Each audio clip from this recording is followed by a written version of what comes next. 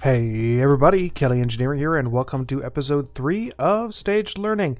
In between episodes, I didn't do as much mining as I wanted to, but I definitely was traveling around trying to find an area where I could set up the Waverly Woolen Mill, and I found two locations, and they are roughly in the same area. Let's see here.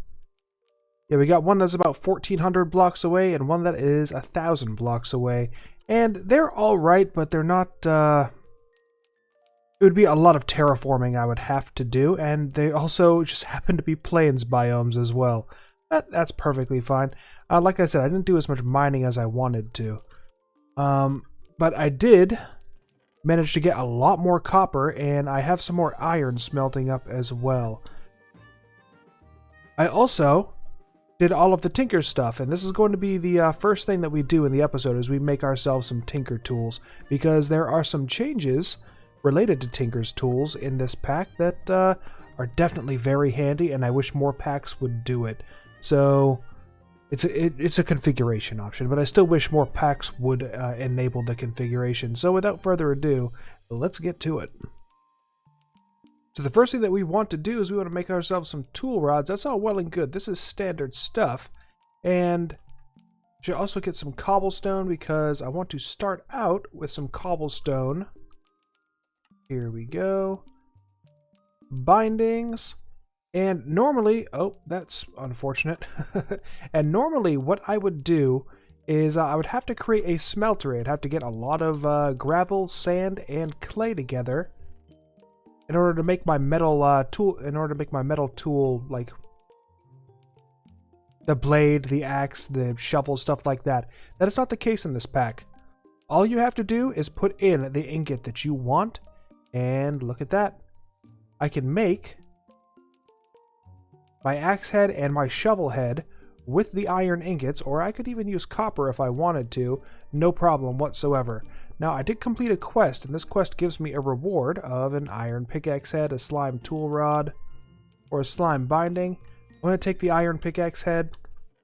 I'll be upgrading these soon enough because I want to go out mining again and get a diamond. There it is. I want to go out and get a diamond so I can immediately have a diamond level on this iron pickaxe. But yeah, that is one of the changes that has happened in this pack, is the configuration option to allow you to make your pickaxe heads, your shovel heads, your axe heads out of ingots can just be done inside the part builder. And there we go, we have everything. So I'm going to go on another mining expedition again, and I'm definitely going to get some diamonds this time. Once I have my diamonds, I can immediately upgrade all of these to diamond level. I haven't been using the copper pickaxe or the copper hammer as much as I should be, because the copper hammer isn't capable of getting the stuff like the magnesium ore. It's not capable of getting the tin ore. Oh shoot, that's something I did in between episodes. I forgot to go over that. My satchel is now at the hardened level. In order to get it to the hardened level, I had to make some Invar.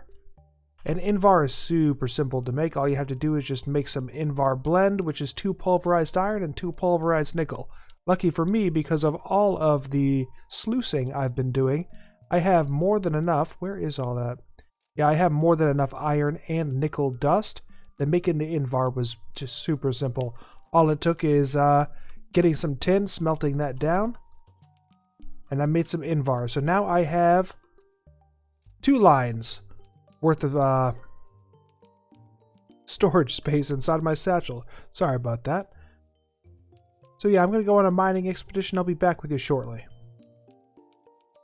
So I got back from my mining expedition, and I didn't bother breaking down any of this stuff except for the iron, mainly because I don't feel like wasting my iron in order to make the proper hammers to break down the rest of this stuff. So things like the magnesium, uranium, all of this stuff requires an iron hammer to break down. Same with the tin, the silver, the gold. Pyrite, copper, and iron are really the only things I have right now that can be broken with a stone hammer. Which means it's time to start working on the next portion, which is our first power. We need to craft all of these machines, and luckily I did find some redstone, and I'm going to have to smelt up my lead, wherever my lead chunks happen to be. Here they are. So that's what I'm going to do. I'm going to just craft up all of these items. I'm also going to craft up everything for the grinder, sieve, and I'm not going to worry about the hydraulic press just yet. But yeah, the grinder and sieve are really the things that I'm worried about the most. I want to make multiple to handle all of the different types of ores I'm going to be getting. I also need to make a whole bunch of extra barrels so I can hold all of those ores before they get sieved, because I'm going to be running out of chest space very soon. All of that stuff is going to be put inside this little barrier that I put in. So yeah, this is just pretty standard stuff. I didn't want to get too fancy with it, so I just typed in cobblestone wall into a Google search, and yeah, this is one of the image results. So this is not my design. Just want to put that out there. And this is where we're going to be putting all of those basic machines once we have them all constructed. Another thing I'm going to be doing is I'm going to be making some Electrum, and I'm going to grab this final... Oh, never mind, I don't even need that. Yeah, I'm going to be grabbing this final Invar ingot, and we are going to upgrade my backpack once more to the next level, which just requires 2 Electrum ingots and 3 Invar nuggets. Here we are. And here we are. I apologize if if I seem out of breath and you can hear me trying to breathe through my nose. I'm coming down with a cold, I believe. But anyway, here's my reinforced satchel, which means I have 3 layers of... Oh, I had some copper and bauxite in here. Would you look at that? Alright, but yeah, I have my reinforced satchel, so yeah, back to creating all of the items I'm going to need. And here we are. I have 2 steam engines and I have 2 combustion chambers. So the combustion chamber is an item all on its own, however it will not operate properly unless this boiler is sitting on top. And best thing about that is I can put this water generator on top of it, and yep, the water is filling in just fine on top of the boiler. It looks kind of, it looks really weird, but that's perfectly fine. You right click over here, I can put in the coal, and the coal will start generating heat. And when it starts generating heat, it will start generating steam over here, and I can use these iron pipes to attach to the small steam engine. So after a little while, you'll see that the steam engine is going to start to run because this is a multi-block and it is animated. It's just a matter of waiting for the temperature to rise. Alright, here we go. So I have enough steam generated in the boiler right now, so I can take the Magneticraft wrench, click here, and there we go. It is now an output, and you'll see that the steam generator has started to go, or the steam engine has started to go, and it is generating me power that I can siphon off. And now's a good time as any to complete the quest, because it's going to give me electric connectors and some more charcoal. Now this thing runs through coal or runs through fuel very quickly, so I'm gonna have to figure that out soon enough. Is there some sort of lava generation machine in here? I'm not even sure if lava can go in here. So I want to run the lava test real soon. However, before I do that, I need some sort of receptacle to put all of the RF that I've already generated. The machines will automatically shut down once they've reached capacity, so I'm not worried about wasting fuel. However, I do need to make 3 batteries, and then, I'm going to need a double iron plate, some more iron ingots, and iron grate machine blocks. Awesome. So, here we go. We now have a battery block. That's all well and good. I just need to connect it to something. And that is where the copper coil comes in. So I have the copper coil now. We're going to head back over here and we're going to hook this up real quick. It's a really simple hookup. And here we are. We are generating power inside. The power is measured in joules. So I have quite a bit of voltage. The wattage is evening out. Awesome. So this, let's take out, yep, alright, it is out of fuel. So we're going to put in the lava bucket. Dang it, lava buckets do not work. Well, that is unfortunate. I was really hoping it would. And it's also a waste of a clay bucket. This was the one that I was using while caving because I needed a water bucket. So That's fine. At least this is figured out. The next thing I wanted to do, and it's kind of causing me a problem, is the grinder. But I need a diamond in order to make the blueprint for it. And since I wanted to make 2 grinders, I'm going to need 2 diamonds. And even though I was caving for 3 hours earlier, I did not find a single diamond, which is kind of strange to me because there's a lot of... pardon me. The ores seem to be a lot more abundant in this pack than usual. Like, I'm finding very large clusters of iron, of copper. There's more lithium than I remember there being for nuclear craft stuff. Yeah, it's strange that I have yet to find a single diamond. So I'm going to go caving once again, try to find a diamond, and if I don't, I may need to close out this episode. And this is the last block that I need for the crusher.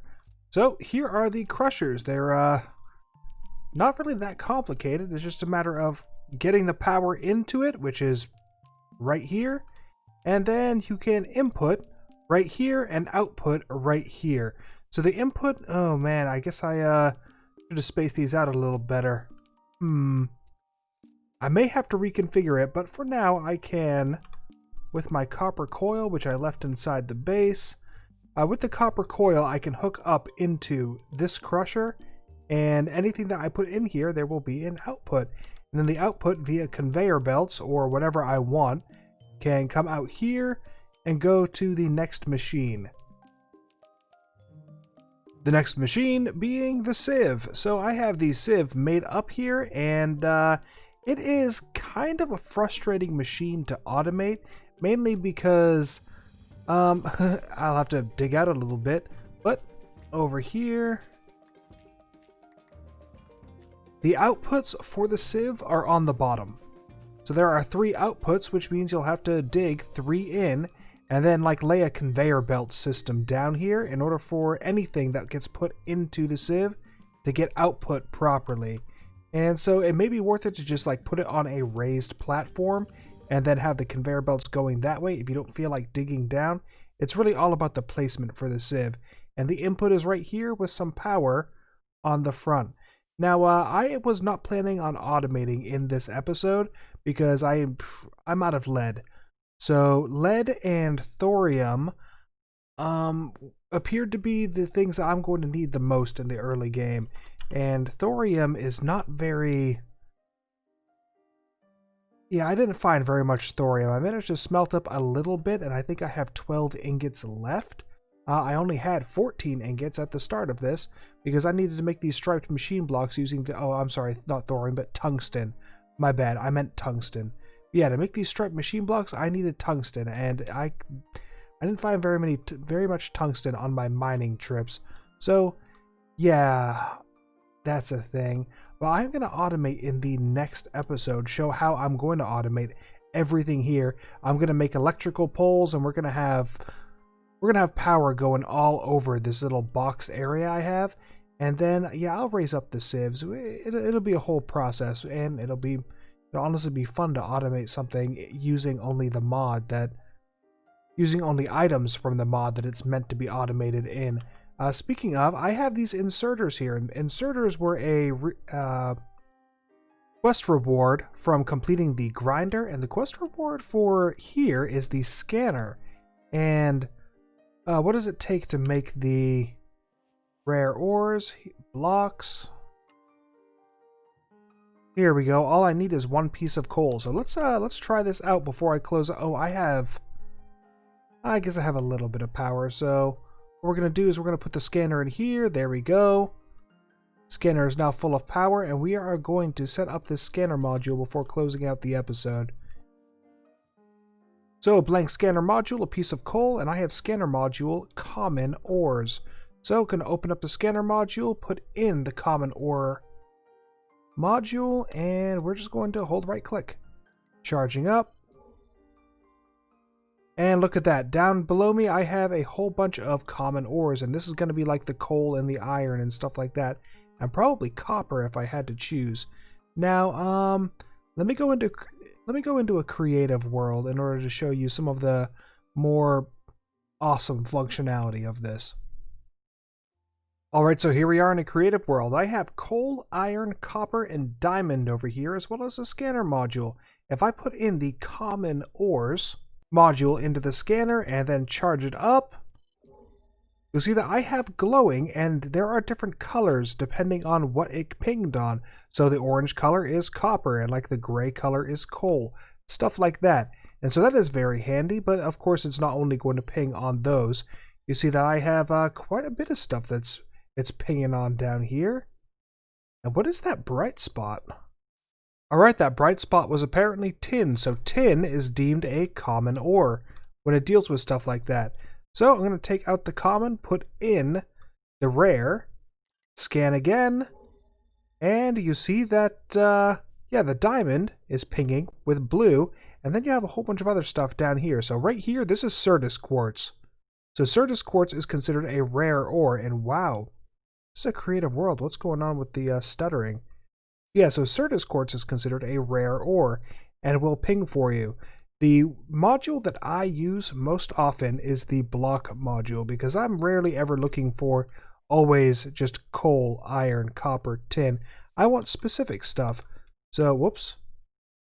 Take the module out, and all I need to do is shift right click on a block, look at it, and it is configured to copper ore, and then I can put it in the scanner, scan one more time, and now it is only pinging on all of the copper that's around me. And wow, that's a lot of copper around me. This pack is very, very generous with its ore. But yeah, that is the scanner module, and I'll be making very good use of it to in between episodes to find tungsten. So, I am Kelley Engineering, and I hope that you did enjoy this episode. In the next episode, we're going to be getting over, like I said before, automating all of those machines that we had. So, yeah, I'm just going to make pretty much a massive assembly line, and it's going to be super fun. Yeah, I am Kelley Engineering. I hope you enjoyed this episode, and I'll see you in the next one. Bye-bye.